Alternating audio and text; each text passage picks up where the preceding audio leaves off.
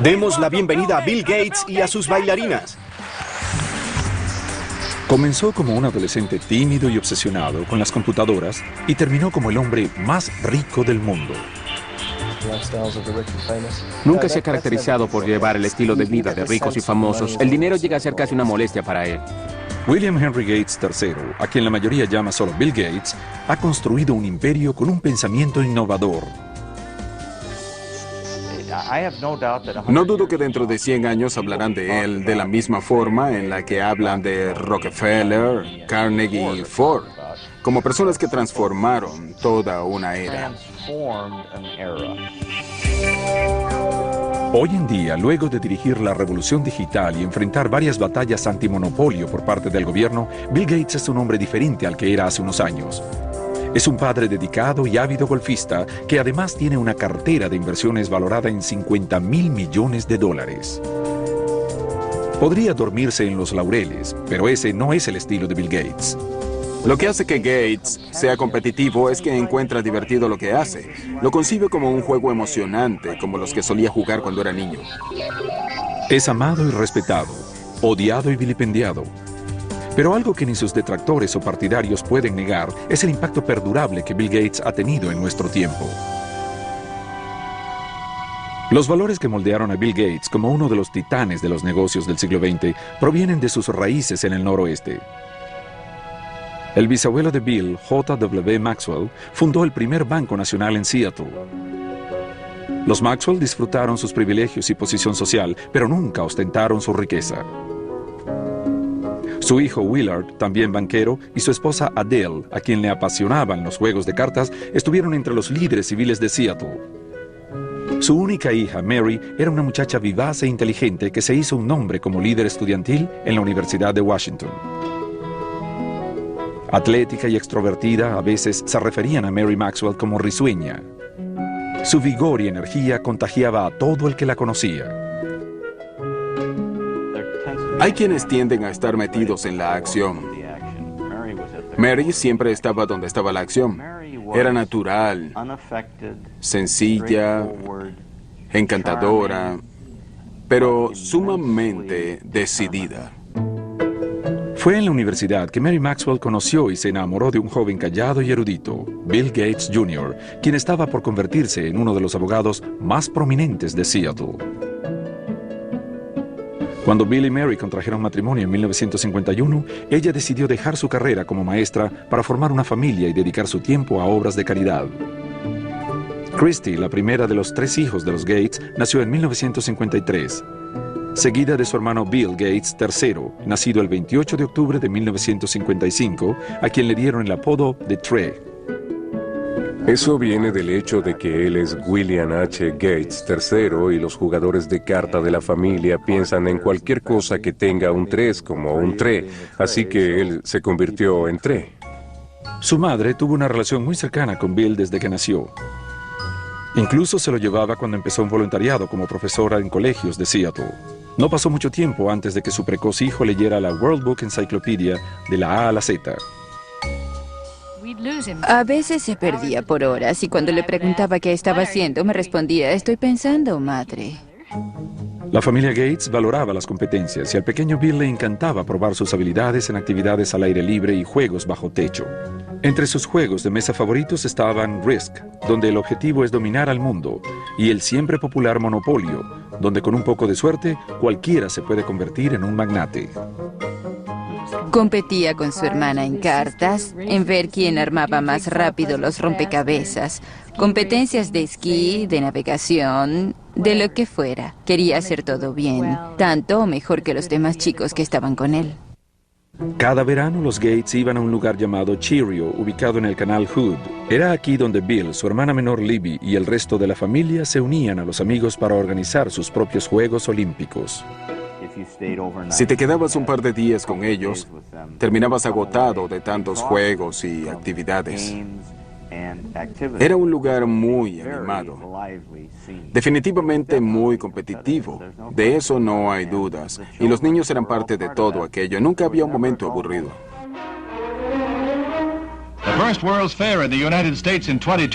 Cuando la Feria Mundial fue inaugurada en 1962, la familia Gates se apresuró a ver las maravillas pronosticadas para el siglo XXI, incluida la tecnología computarizada. Bill habitualmente regresaba a ver la exhibición de alta tecnología.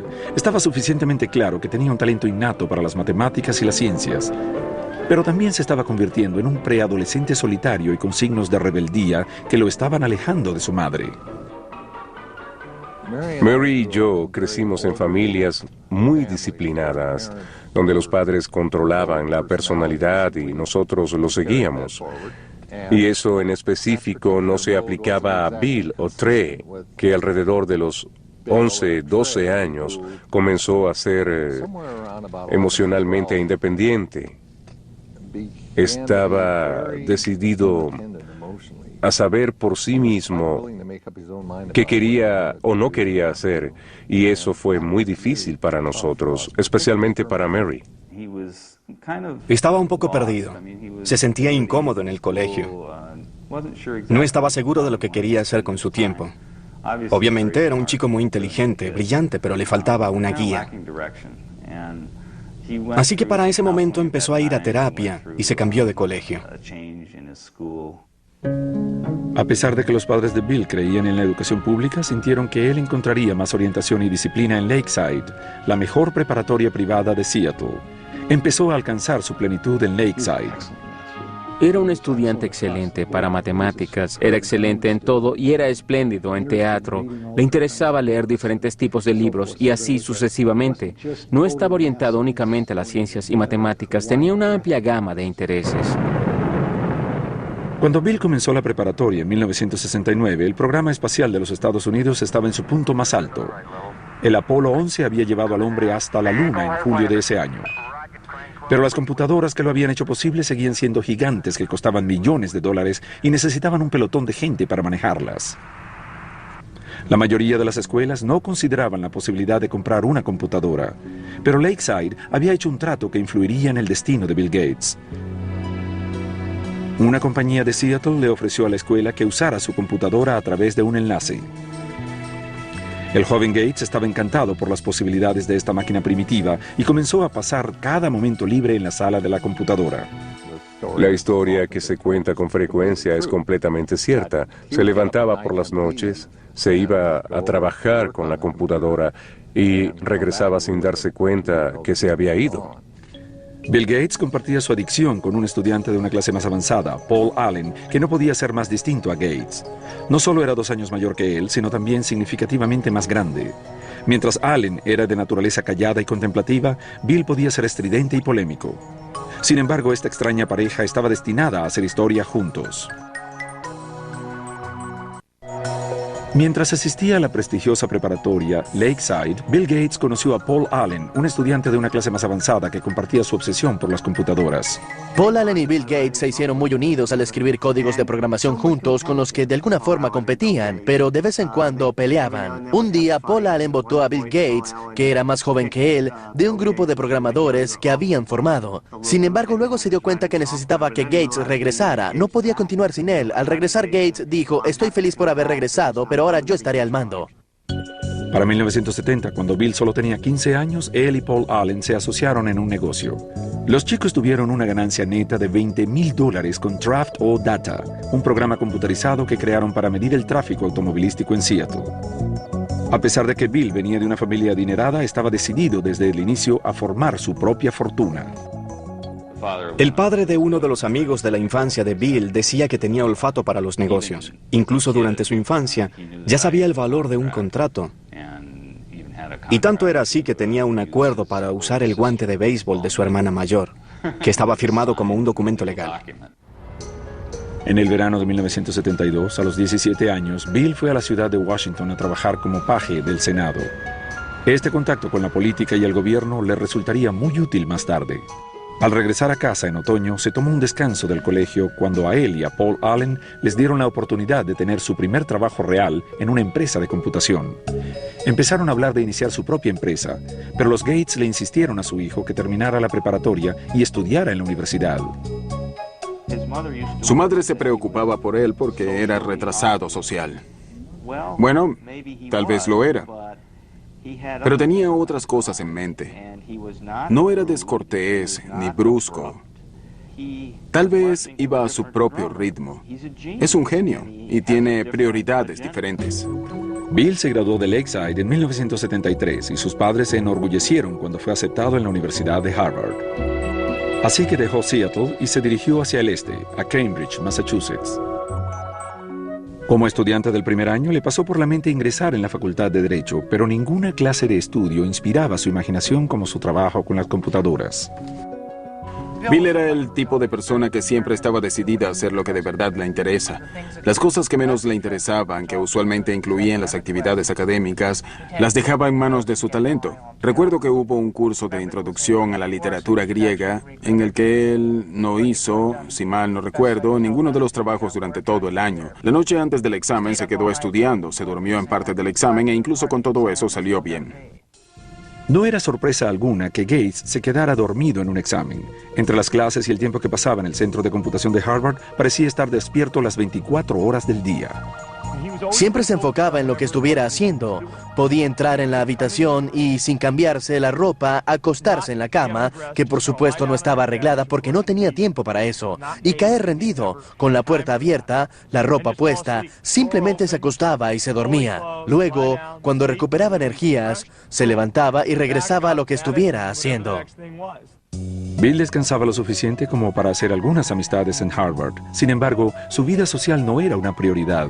Salía ocasionalmente con chicas y tenía distintos grados de éxito. Entrevisté a varias mujeres que salieron con Bill por corto tiempo y una de ellas me dijo que lo primero que le había preguntado Bill era la puntuación que había obtenido en la prueba de evaluación académica. Esto no es precisamente lo que las jovencitas quieren oír. Sin embargo, para Bill Gates, que había obtenido una puntuación perfecta en la sección de matemáticas, era algo para sentirse orgulloso y quería que la persona con la que saliera también tuviera una puntuación alta. A Bill le fue excelente en matemáticas, pero como era de esperarse, cuando se dio cuenta que no era el número 1 en matemáticas en Harvard, declinó su intención de convertirse en matemático. Mientras mantenía abiertas sus opciones académicas, decidió adquirir nuevas destrezas fuera de clases. Dedicó gran parte de su tiempo a jugar videojuegos, especialmente póker, algo que todos hicimos en nuestra época universitaria. Pero fue Paul Allen, el antiguo compañero de colegio y socio de Bill, quien le dio a Gates su mayor golpe de suerte. Allen se había mudado de Seattle a Boston por trabajo. En diciembre de 1974 encontró una revista en Harvard Square. La portada de Popular Electronics anunciaba la llegada del primer equipo pequeño de computación del mundo, el Altair 8800. Enseguida fue a mostrárselo a Bill. Gates y Allen supieron inmediatamente que había llegado el momento para la computadora personal. Vieron que esto venía con una fuerza y dinámica increíbles hacia la sociedad y se dieron cuenta de la oportunidad. El Altair había sido fabricado por una empresa pequeña en Albuquerque, Nuevo México, no muy lejos de un antiguo campo de pruebas atómicas en Álamo Gordo. Ed Roberts, director de la compañía, estaba buscando a alguien que creara el software para correrlo en su pequeña computadora. Gates y Allen lo convencieron de que eran los indicados para hacerlo y trabajaron día y noche en el centro de computación de Harvard durante 2 meses. En febrero de 1975, Paul Allen fue a Albuquerque para probar el programa que él y Gates habían elaborado. Cuando cargó en el Altair lo que Bill Gates llamó el mejor código que he escrito, funcionó. La importancia de ese momento cambió para siempre la vida de Bill Gates y a la industria del software. En el verano de 1975, Bill Gates, de 19 años, y su socio Paul Allen formaron Microsoft. Su trabajo con la compañía de computación Altair de Ed Roberts era tan absorbente que Bill abandonó Harvard justo antes de su último año y se mudó a Albuquerque. Mary Gates se decepcionó profundamente con la decisión de su hijo. Le dijimos que habíamos ahorrado nuestro dinero para que fuera a estudiar y que si no terminaba en pocos años le daríamos otro uso a ese dinero. Para ese momento nos dijo que estaba bien y que podía ahorrar su propio dinero para regresar si se le presentaba la oportunidad. Bill estaba seguro de que había tomado la decisión correcta, pero tener éxito con el software no sería fácil. El escenario de las computadoras personales estaba lleno de usuarios deseosos de compartir nueva información y software sin pagar por ello. Fue una práctica que puso a Bill en las malas con sus compañeros. Había montones de estudiantes universitarios y de secundaria que estaban haciendo algo no convencional, y Bill no era muy popular porque empezó a decirles que no se robaran la información que ellos habían generado y que les pertenecía. Y era un solo hombre de negocios en medio de un montón de piratas informáticos y cretinos. De hecho, Gates escribió una carta abierta a los aficionados de las computadoras, regañándolos por hacer copias del programa de Microsoft. Comenzó diciendo, como la mayoría de los aficionados deben saber, muchos de ustedes roban los software. El equipo es algo por lo que hay que pagar, pero el software es algo para compartir. ¿A quién le importa si la gente que trabajó en ello recibió pago? ¿Eso es justo? Sin embargo, aquellos que lo hicieron, al final, son los que pierden. Era visto como un renegado, y era una ética diferente la que reinaba en ese momento. Sin embargo, no estoy seguro de que la industria de software hubiera evolucionado mucho sin alguien que se levantara y dijera lo que se necesitaba. Bill también batallaba con Ed Roberts, quien lo consideraba malcriado y odioso. Ambos discrepaban en casi todo y Roberts era un adversario imponente. Ed Roberts era un hombre enorme, como de 1,95 m de estatura y 135 kilogramos, mientras que Bill, que había formado a Microsoft a los 19 años de edad, todavía lucía como un adolescente y aún así se paraba delante de este hombre cara a cara en enfrentamientos verbales. En mayo de 1977 se dio una confrontación final cuando Roberts vendió su negocio y Gates tuvo que demandarlo para mantener el software que él y Paul Allen habían creado para la empresa. Gates ganó. Microsoft se expandió en nuevos lenguajes para software y Gates y Allen empezaron a vender sus productos a otras empresas de computación. Al final de 1978, con ventas que se acercaban al $1 millón, mudaron Microsoft de Albuquerque a Seattle. Bill estaba complacido de regresar e invirtió una gran cantidad de recursos para promocionar su empresa. Siempre diseñamos pensando en el futuro. Nuestro personal de investigación siempre está buscando lo más nuevo en equipos y tecnología de software. Fue Bill Gates el genio del mercadeo detrás de Microsoft. Al principio era él quien salía a vender su empresa y su software y en muchas oportunidades se llevaba a su madre durante los viajes. Bill era altamente respetado y su bien relacionada madre le sirvió de pivote al comienzo de su carrera. Mary había trabajado con muchas juntas corporativas, así como en la Universidad de Washington. Era parte de la Junta Nacional de United Way. Junto a ella estaba el director general de IBM. Y de esta manera fue a través de ella que su hijo lo conoció. What would your ideal home computer be like? Para noviembre de 1980, IBM le estaba dando lata a los novatos de Microsoft. La empresa de computadoras más grande quería hablar con Gates y Allen sobre la creación de un sistema operativo para su nueva línea de computadoras personales. Desde su primera reunión, IBM se formó una idea errada de sus interlocutores. Se veía como un adolescente. Era delgado y tenía un estilo informal. Básicamente no lo tomaban en serio como un hombre de negocios. Pero los ejecutivos de IBM pronto se dieron cuenta de que Gates no era ningún aficionado. Rápidamente los convenció que Microsoft podía crear su nuevo software. Primero compró el sistema operativo existente y luego lo adaptó para las computadoras personales de IBM. Lo llamó el MS-DOS. Bill Gates, como un astuto hombre de negocios que siempre fue, sabía dónde obtener un sistema operativo. Solo salió y lo compró por $50,000. No obstante, lo brillante del asunto fue que, al desarrollar el sistema operativo para IBM, estos quisieron comprar el código fuente, con lo cual hubiesen tenido el disco del sistema operativo, que se conoció como el DOS. Sin embargo, Microsoft se rehusó a cederle los derechos del DOS. Pero al no tener los derechos del sistema operativo, IBM tenía que pagar una tarifa a Microsoft por cada copia del DOS instalado en sus computadoras. IBM también estaba a punto de perder su impulso en la venta de computadoras. Mientras otras compañías lanzaban computadoras más baratas que las de IBM, Microsoft pudo venderles a todas el mismo sistema operativo. Había toda clase de computadoras para ese momento y me inquietaba porque no sabía quién podría ganar en el negocio del hardware. Sin embargo, Microsoft tenía muy buenas posibilidades de ganar en el negocio del software. Entre 1978 y 1981, el crecimiento de Microsoft fue asombroso. El personal aumentó de 13 a 128 empleados. Los ingresos crecieron rápidamente de 4 a 16 millones de dólares. Para 1983, el 30% de todas las computadoras personales del mundo corrían con el software de Microsoft. Sin embargo, Bill Gates nunca descuidó el resultado final. Nunca viajaba en primera clase a menos que fuera absolutamente necesario. Usualmente lo podías encontrar sentado con una manta sobre su cara para poder dormir un poco. Sus padres le dieron buenas enseñanzas acerca del valor del dinero y del trabajo, que luego las aplicó no solo en el manejo de su vida personal, sino en la forma de dirigir Microsoft. Mi nombre es Bill Gates y soy el presidente de Microsoft. El comienzo de la década de los 80 fue un momento emocionante para una industria dirigida en su mayoría por personas menores de 30 años de edad.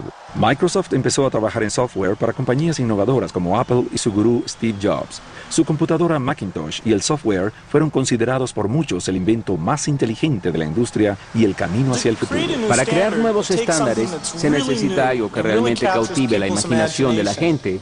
Y Macintosh, entre todas las máquinas que he visto, es la única que alcanza esos estándares. Pero no pasó mucho tiempo antes que Microsoft y Apple se vieran involucrados en una lucha por los derechos de la siguiente generación de software. Bill Gates también estaba a punto de recibir una noticia que afectaría a Microsoft hasta sus bases. Para 1983, el futuro no se podía ver más prometedor para Bill Gates, de 28 años, y Microsoft. El negocio de las computadoras personales estaba en ascenso y aún más la demanda de software. Bill Gates y Paul Allen surgieron como los príncipes de la era de las computadoras personales. Sin embargo, en medio del rápido ascenso de su empresa, fueron impactados por una noticia terrible.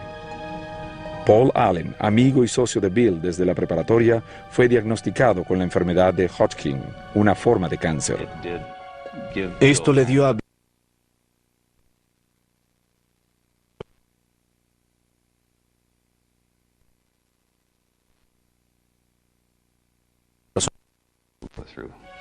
La enfermedad de Allen entró en remisión un año después. Sin embargo, no volvió a ser parte del negocio de Microsoft en un 100%. Este fue el fin de una era para los dos hombres de 30 años que habían creado una empresa de importancia mundial generando millones de dólares. Creo que la historia demostrará lo increíblemente dinámica que era en realidad su sociedad. Con frecuencia los comparo con Lennon y McCartney, de los Beatles. Las canciones que escribieron juntos son las que recordamos y oímos una y otra vez. Individualmente eran unos excelentes compositores y seguimos escuchando las canciones que escribieron por separado, pero de alguna forma juntos eran mucho más que la suma de sus partes. Y Paul y Bill eran así. Para 1984, Bill Gates se había convertido en el foco central de Microsoft. En abril de ese año fue nombrado por la revista Time como el representante por excelencia de la nueva generación de empresarios, uno que entendía tanto el detalle tecnológico como las estrategias corporativas. Cuando trabajas con Bill puedes ver que en casi todas las reuniones o discusiones en las que se involucra, inmediatamente enlista todos los casos que pueden ocurrir, qué tal esto, qué tal aquello, y así sucesivamente. Así construye una lista mental de todo lo que podría pasar de una manera muy estructurada y luego lo va detallando. Sistema de archivos en modo a prueba de falla, súper avanzado. Frecuentemente se referían a Microsoft como campamento matemático donde el estilo exigente de gerencia de Gates mantenía activo el proceso creativo y a veces iniciaba fuertes confrontaciones. Al principio Gates cuestionaba todo. Cualquier cosa para él era la estupidez más grande del mundo. Pero parte de esto era para probar y retar a los demás. Si no estabas de acuerdo con él, debías convencerlo de que la idea no es la idiotez más grande de la historia. Un desafío constante de las ideas era necesario para mantenerse en la cima de una industria que cambia.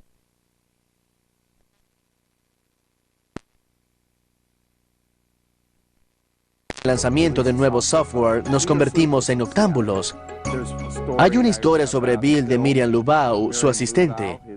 Había llegado nueva a la empresa y una mañana entró y no supo si llamar a la policía. porque había un hombre durmiendo debajo de su escritorio, que resultó ser Bill. El esfuerzo rindió frutos. Microsoft contabilizó más de 140 millones de dólares en ventas durante 1985. En 1986, Gates presentó Microsoft Windows, que se convertiría en el programa estrella de la empresa. Los críticos pronto notaron que el uso del ratón y los iconos eran más que un pequeño parecido con el sistema operativo de Macintosh de Apple, considerado el más amigable para los usuarios. If you know how to point, you already know how to use it. Macintosh, the computer for the rest of us. Apple le había dado a Gates acceso total a su tecnología mientras trabajaba en un nuevo software para la computadora Macintosh. Gates había aconsejado a Apple que registraran su software. Sin embargo, Apple estaba más interesado en vender computadoras que softwares, así que ignoraron la sugerencia. Una vez más, Gates aprovechó la oportunidad y sacó ventaja. En esta industria competimos, pero también nos ayudamos. Una vez Bill habló conmigo y me dijo, soy tu competencia, aunque seamos amigos. No me cuentes información que no quieres que use en tu contra porque voy a competir contigo. Si me dices algo que sea útil para competir, lo voy a usar. Apple decidió que no iba a dejar que Gates se adueñara de su negocio y amenazó con demandarlo por Windows. Gates, en respuesta, dijo que retendría el software de Microsoft que Apple necesitaba desesperadamente para sus computadoras. Al final, Microsoft venció a Apple en la corte. Al final, Microsoft prevaleció al demostrar que, a pesar de que existían similitudes en la forma como operaban las computadoras, cada función individual de Windows era considerablemente distinta a las funciones de Macintosh.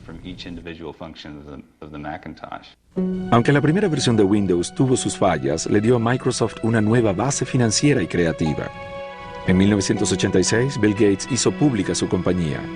Mantuvo el 45% de las acciones, lo que lo convirtió en multimillonario a la edad de 31 años. Sin embargo, Gates nunca se sintió confiado sobre el estatus de su empresa.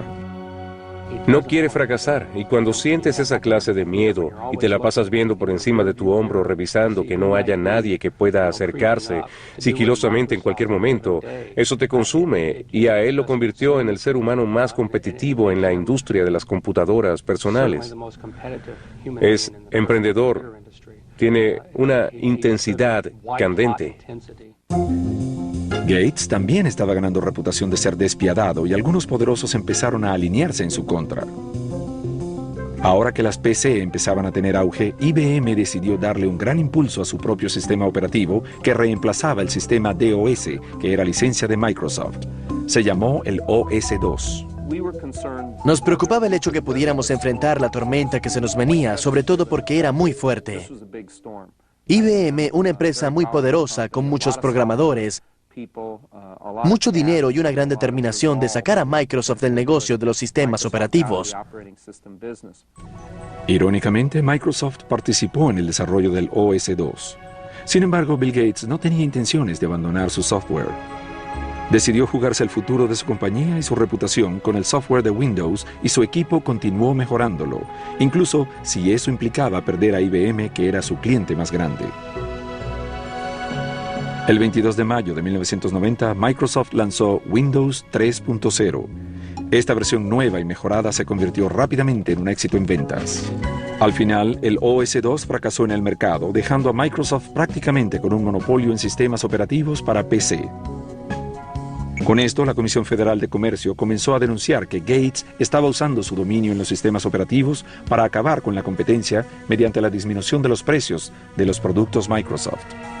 Al parecer, el apacible presidente de Microsoft se estaba ganando una imagen destructiva. Bill Gates no es un hombre despiadado, solo necesita ganar y está dispuesto a hacerlo con o sin cortesía. No le importa. Un triunfo es un triunfo como sea. La guerra de precio no fue el único cargo imputado a Microsoft. En 1993, el Departamento de Justicia inició una nueva investigación.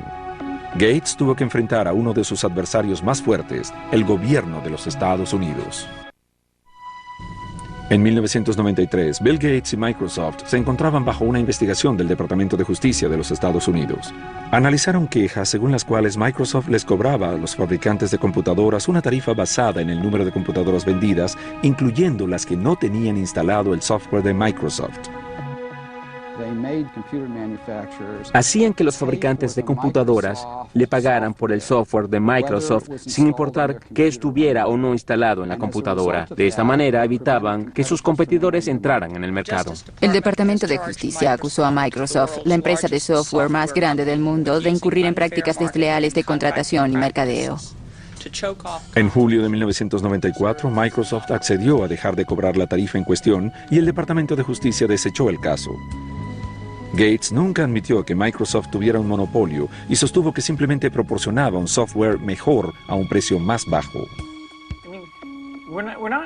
No somos depredadores que vamos por ahí comiéndonos todo. Salimos al mercado con estas cajitas, estos paquetitos de software amigables que los instalas en tu computadora y puedes divertirte y hacer tu trabajo usándolo. Pero para los inversionistas no era así de simple.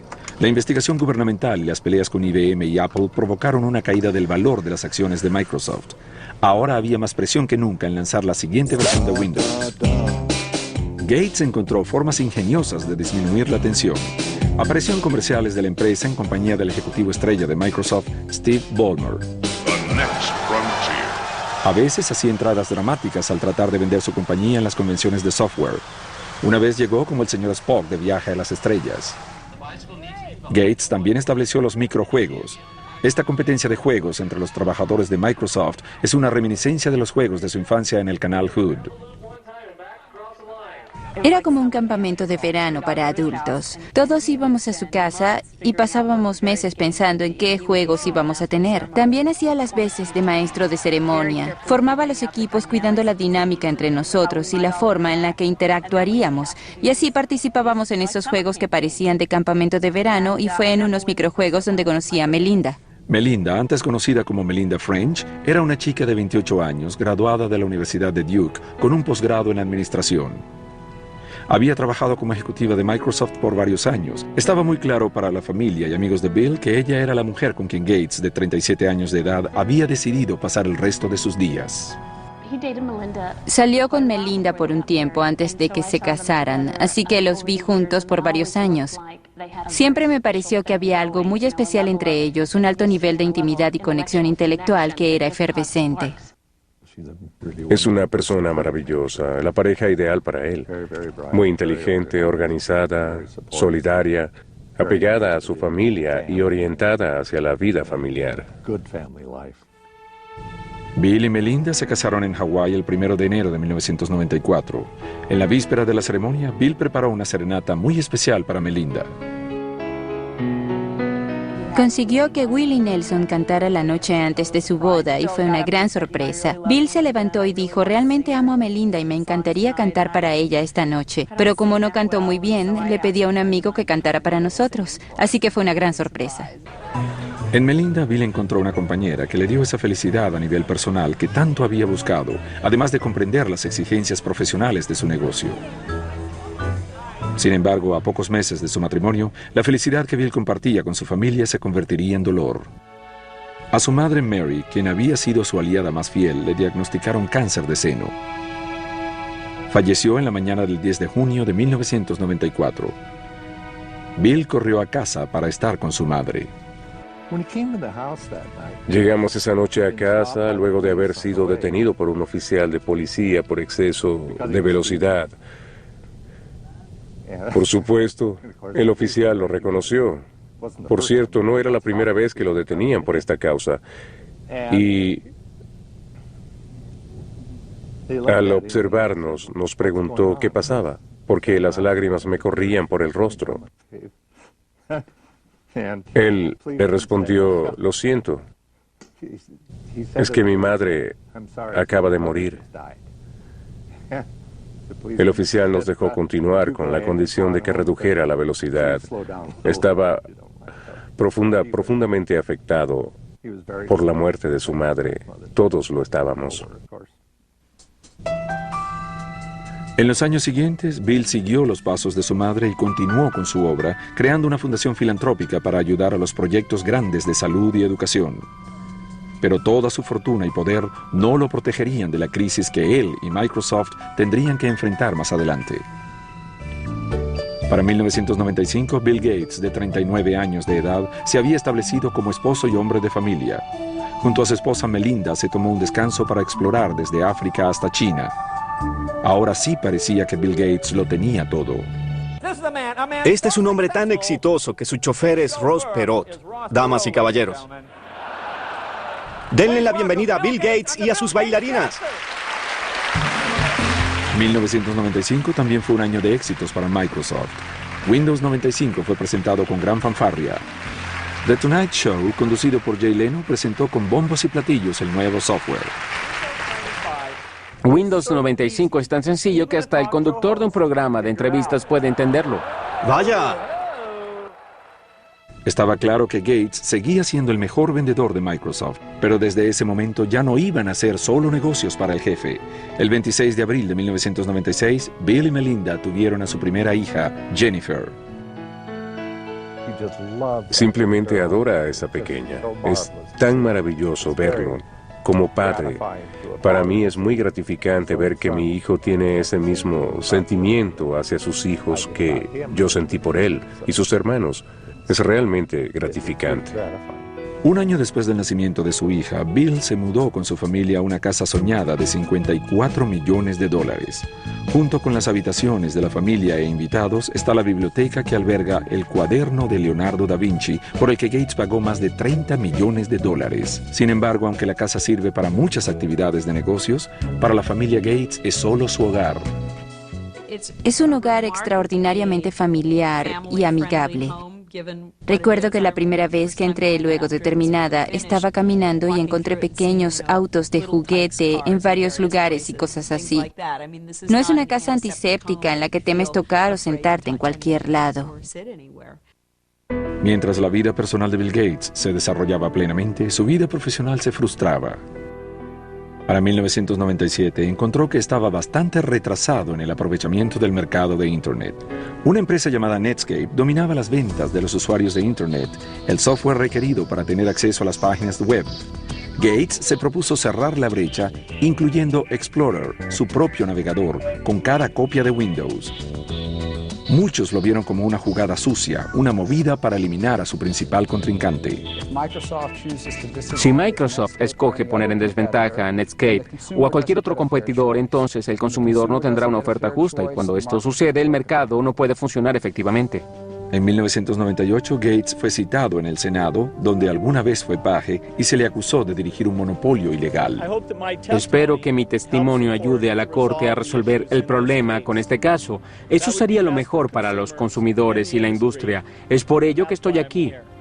Gracias. El Departamento de Justicia del presidente Bill Clinton, conjuntamente con 19 estados, presentó una demanda antimonopolios contra Microsoft. Fue en su categoría la demanda más grande en la historia de la industria de las computadoras. Actualmente Microsoft tiene el poder de ejercer un control depredador y exclusionista sobre los medios a través de los cuales nos conectamos a Internet. Es muy parecido a que General Motors tuviera la potestad de decidir qué tipo de gasolina le colocas a tu automóvil, o qué interestatal debes tomar, o incluso cómo llegas a la interestatal. En el año 2000, un juez federal dictaminó que la compañía debía dividirse en dos. Luego de más de 2 décadas de éxitos constantes, esto fue un golpe muy duro para Bill Gates. El juicio antimonopolios afectó profundamente a Bill Gates. Le afectaron mucho que lo acusaran de malhumorado, arrogante, que no respondía claramente a las preguntas, que estaba intentando obstruir a la fiscalía.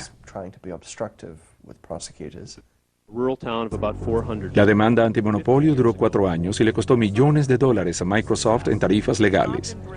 Al final, en 2002, el Departamento de Justicia, bajo la administración del presidente George Bush, le ofreció a Microsoft un acuerdo favorable. Ese fue un momento de desesperación para los detractores de Microsoft y uno de triunfo para Bill Gates y su empresa. En medio de la demanda antimonopolio, Bill Gates sorprendió a muchos al renunciar al cargo de director ejecutivo y nombrándose presidente y jefe de arquitectura de software. El trabajo de director quedó para su viejo amigo de Harvard, Steve Ballmer. Son viejos amigos y Gates de verdad quería ser solo el hombre de las ideas. En realidad quería retroceder un poco y así lo hizo. Y actualmente está trabajando muy bien. Fue muy difícil para él dejar ir a su criatura, pero ya se acostumbró. Durante la última década, Bill Gates ha tenido una misión: compartir su riqueza. En el año 2000 formó la fundación Bill y Melinda Gates, que invierte millones de dólares anuales en computadoras, medicinas y vacunas para aquellos que más lo necesitan.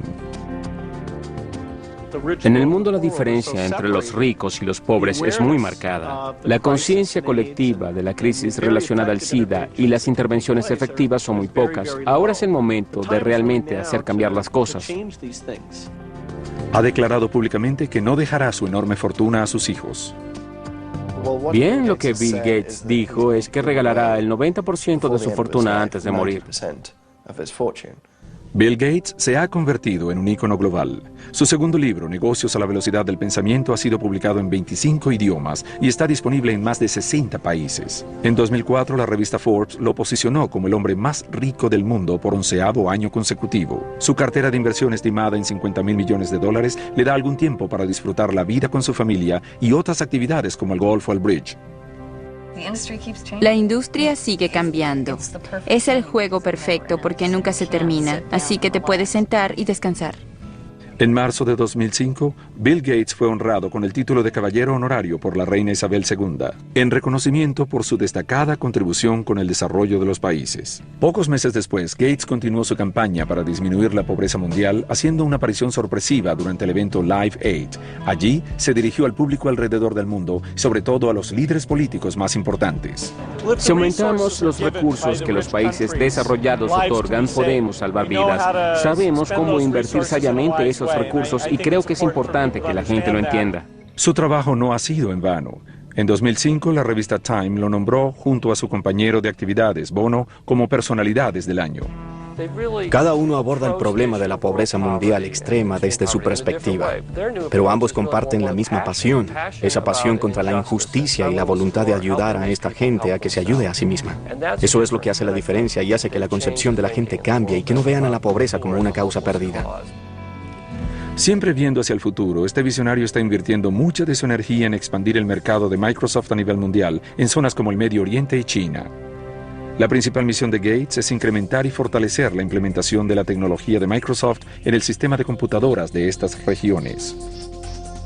A pesar de todo, William Henry Gates y su empresa enfrentan retos constantes con sus competidores, desde Apple hasta Google. Pero Microsoft está apostando todo con la siguiente versión de su sistema operativo Windows, llamado ahora Windows Vista. Para placer de los detractores de Microsoft, este lanzamiento ha tenido algunos retrasos. Programado inicialmente para 2005, el lanzamiento fue replanificado para diciembre de 2006 y representa el mayor avance de la plataforma Windows desde la versión 95. Está diseñado para ser la base sobre la cual la industria podrá construir un nuevo camino hacia la innovación. Entre tanto, Gates y Microsoft han enfocado sus esfuerzos en mejorar su software para luchar contra los virus de computadora y los spam. Se dice que el mismo Gates recibe 4 millones de correos no deseados por día. Bien sea que lo vayan a recordar como un magnate ladrón, un filántropo o simplemente el hombre que diseñó una mejor trampa para ratones, nadie puede negar que Bill Gates y su empresa estén preparados para continuar cosechando éxitos en el siglo XXI.